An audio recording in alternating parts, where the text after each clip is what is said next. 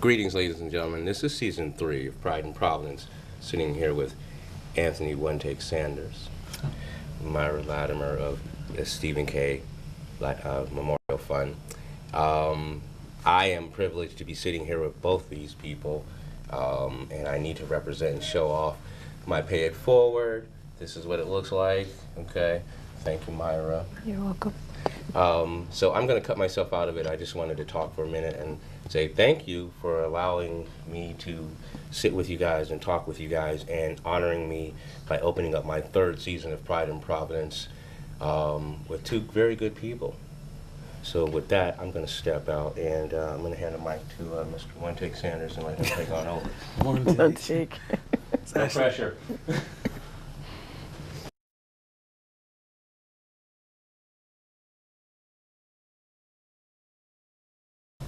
Good evening, everyone. This is actually a take for Myra Latimer's organization for the upcoming 2017 5K against family violence, which is going to be held on Saturday, September 30th, 2017 at 10 o'clock a.m. at the Roger Williams Park. Hi, I'm Myra Latimer-Nicholas, and I'm the founder of the Stephen K. Latimer Memorial Foundation, which was established in 2012 after my son Stephen was shot and killed in a senseless random act of violence after a night out with his friends. The foundation was established after his death to initially provide scholarships to children who have lost a parent, guardian, or loved one due to an act of violence. Since inception, we've awarded $6,500 in scholarships to students in Rhode Island. Last year was our first year that we partnered with Hope High Dollars for Scholars and provided a scholarship to a Hope High student. We have also sponsored Turn Up Rhode Island event. We've donated gifts to families who've been affected by violence for Christmas. We've also provided Thanksgiving baskets to families 2 years in a row. We are also looking to expand into providing funding for kids to be able to attend summer camp or after-school programs or any programs that will help to keep our youth off of the streets, to help empower them and help them understand the importance of nonviolence. We are looking for ways to get local businesses, whether they're small or large organizations, to come out and participate in the event, but also to sponsor this event, which is held every year in Roger Williams Park. It is by far the largest expense for our fundraising efforts. So without the support of local businesses or even individuals with sponsorships, money that we are raising is being used to also help us to be able to put on this event.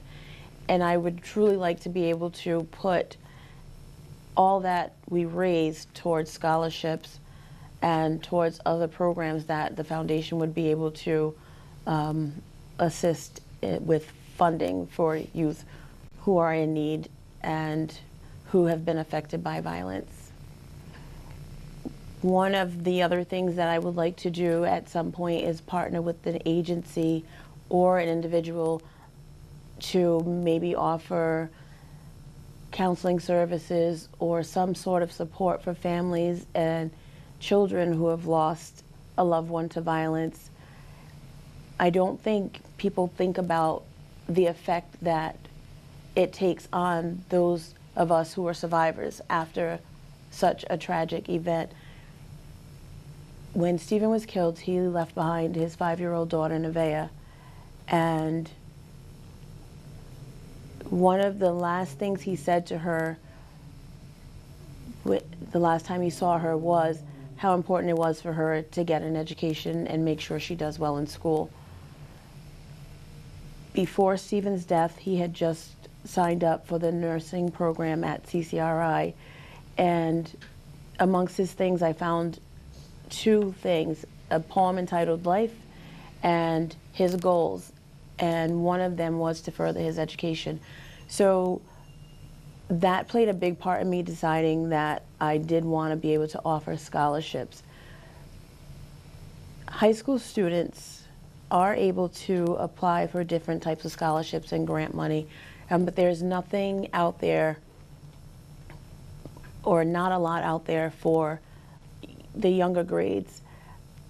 Although not all of the children who fall into that category who have lost a parent to violence are in schools that require tuition, I still thought it would be something that I would like to do, because there are schools out there that aren't extremely expensive, but I believe education is very important, key in helping our children to grow and prosper and be productive citizens. Myra, what's your drive? What keeps you going? What's your focus with the foundation? My drive is Stephen's daughter, as well as other youth in the community.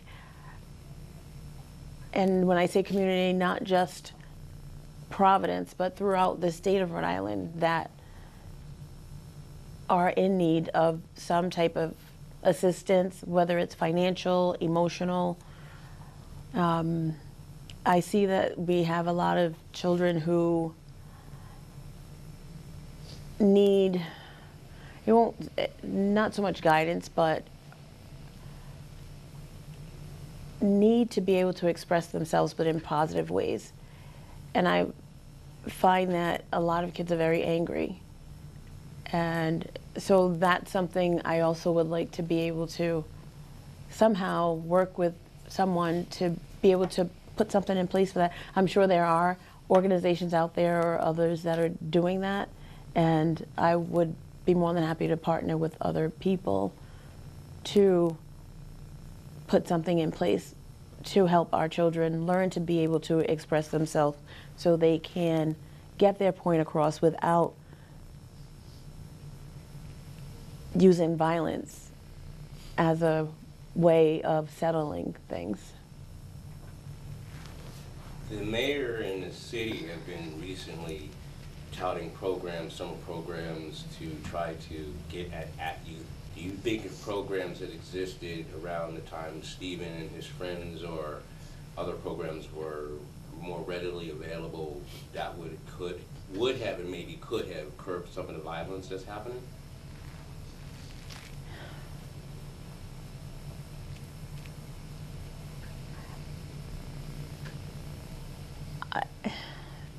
It's hard to say yes that would curb it, because the person or persons that they believe are responsible for Stephen's death aren't even from Rhode Island.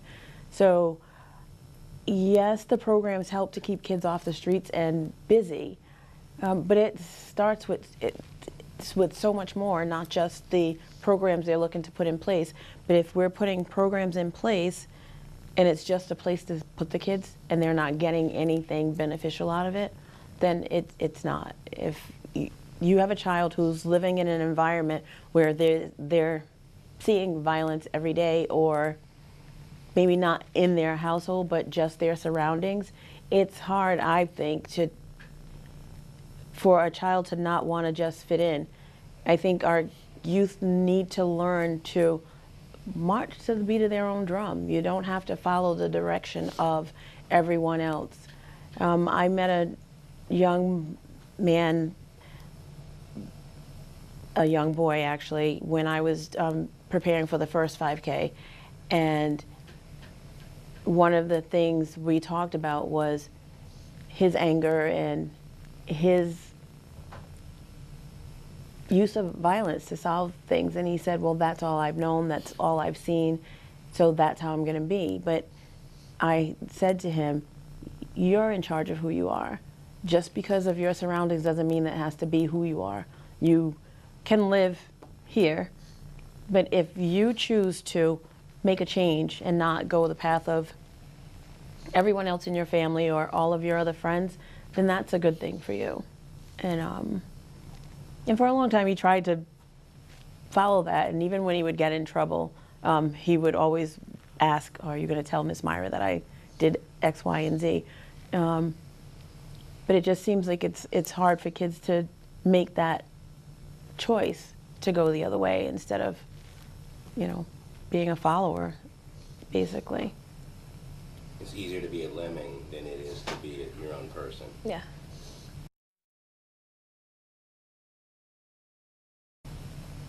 What have you seen since you started the foundation come to fruition? Basically, what have you seen come so far? Where do you want to go? What point haven't you reached that you see that you can get to? Well, financially, as far as scholarships go, I would like to be able to, hopefully this year, raise enough funds to be able to provide a $4,000 renewable scholarship to Hope High Dollars for Scholars, so that $4,000 is allocated to the student who gets chosen, and $1,000 will go with that student a year for 4 years. So that's one goal I would like to achieve this year. The other is I've wanted to be able to open up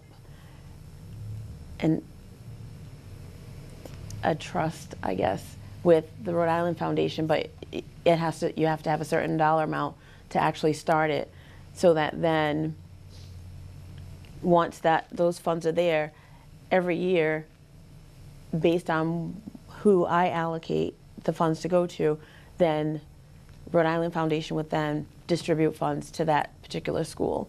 And my thoughts on that would be Bishop McVinney, because that was the elementary school Stephen attended. And once I do that, then any other funds would be able to go towards scholarships or helping students or youth get into programs that maybe their families can't afford to pay by themselves. So if there are programs out there and parents don't have the money to put them in the program, so you still have a problem. For instance, you may have a working family or a working mom or working dad if they're single parents, and they may not be able to afford to send them to the programs that are out there. And unfortunately, they don't qualify to get any child care assistance to be able to afford that. So I guess trying to find ways to be able to help people to afford to do some of the things that will be beneficial to their children would be something I'd like to be able to do. Who have you partnered with successfully who would like to see come back? And who would you like to partner with? Do you think that could help elevate the foundation and the event? Well, for the first 3 or 4 years, the Institute for the Study and Practice of Nonviolence were our fiscal agent, which I truly appreciated. I would actually like to get more involved with them, just to be able to get in touch with at-risk youth because of some of the things that they do at the Institute. We are partnering this year with the Greater Providence YMCA,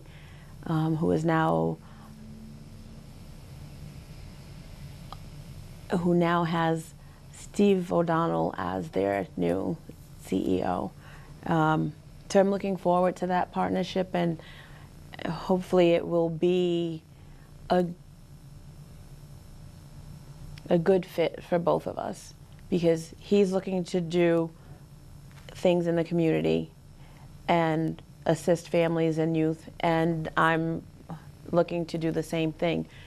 So by partnering together, it is our hope that it will, one, elevate the foundation, but also help people in the community see that he also is concerned about there is no greater YMCA on the South Side any longer.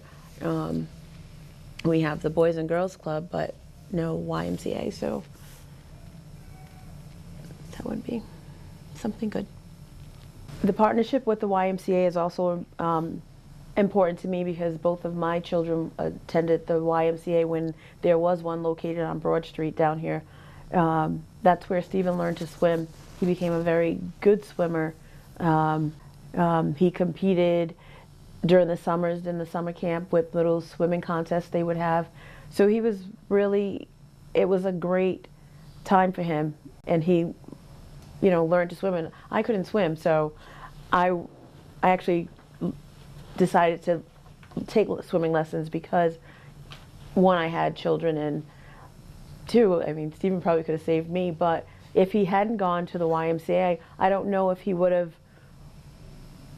learned to swim as well as he did. And I think he would have eventually learned how to swim, but he was excellent at it. My son Andrew, he was actually afraid. He hated the water, but eventually he got comfortable with the YMCA, and he too learned how to swim. I don't know how much he swims now, or if he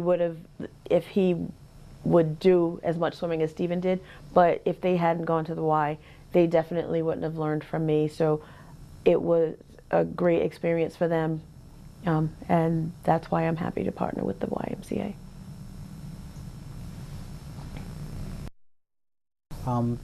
This year, we have a boatload of new things that we're bringing to the 5K. We're going to be bringing chip timing, free finish line photos. We're bringing in a new variation of the virtual race, which also includes medals for those that aren't in the state physically, that can't make the race, or for those that are in the city that can't make it on that day. So we're trying to widen the scope of people that we can bring into the race this year. So we'd love for everyone to come out and join us. We've also partnered with the YMCA, which I'm very excited about that. And they wanted us to give some background, both Myra and myself, about how we got connected and how we came about. And it was actually a blessing how we came into to meeting each other. And I know, wow, actually 5 years later, Myra and I have grown to be really good friends. I actually consider her like my big sister. I'm like the pesky little brother, and I know she feels somewhat like that. And it's grown into, and it's blossomed into a great friendship that goes beyond the 5K. You know, when we started 5 years ago, I never imagined that I'd become so engrossed in the organization and that it would become so much a part of my life and just what I do. A little background about myself and the connection with the Stephen K. Latimer 5K and the YMCA. I grew up on the east side of Providence, and my connection with the YMCA was, I want to say when I was about maybe 11 or 12, the YMCA would have open swim lessons, and I would attend the open swim lessons with it was the Providence Recreation, then it was actually the Jenkins Street School, which was part of the Providence Recreation. So that's how I came into play with, I came into contact with the YMCA. And since then, I've been a lifelong resident of Providence. I attended elementary schools in Providence, middle school, and high school. Fast forward, 2012, Myra and I came into contact, and I'm not sure if she remembers, but we were actually introduced by, and I'm not sure if he's related to her, but by one of the We Run This Town group members, Mike.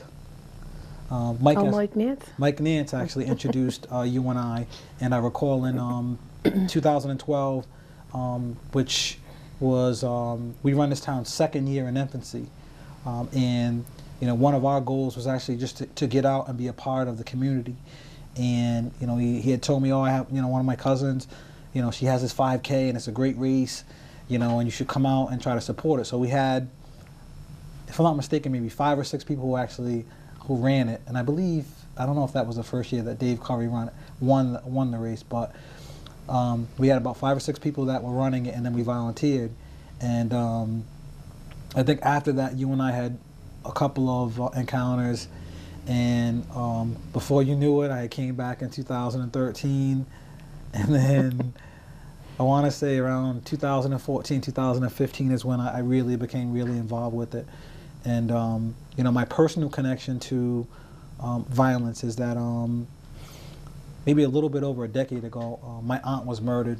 And that's my connection to the organization in terms of Families Against Violence. It wasn't one of my parents, but it was one of my aunts. And, you know, I know the devastation that violence can do to a family because my aunt's children were actually raised by my mother. So I understand what the connection is with that. I think what what really connected me with the organization is just the message and the story. You know, I've told you on numerous occasions that, you know, I don't harass you a lot because as a parent, if I experienced that, I don't know if I could actually get out of bed and focus and function on a day-to-day basis. So your courage and your resilience is incredible. It's incredible and it's inspiring. And, you know, that's what keeps me coming back year after year after year, is just seeing that and just how, you know, it's easy enough just to it would be easy enough and acceptable enough to just fade into the background, and that would be okay, and it wouldn't be that, you know, you failed at anything, but that would be something that would be understandable given what took place. You know, and over the years, you know, once I become more involved with the organization, obviously my running club, We Run This Town, has become more involved with the organization, and we try to parallel the two organizations, wherein that We Run This Town is about acceptance of all people and community, and what she's for is for making the community better, and it's just a great fit. So I'm honored. I tell her every year I'm honored to continue to be asked back despite all the trouble that I start during the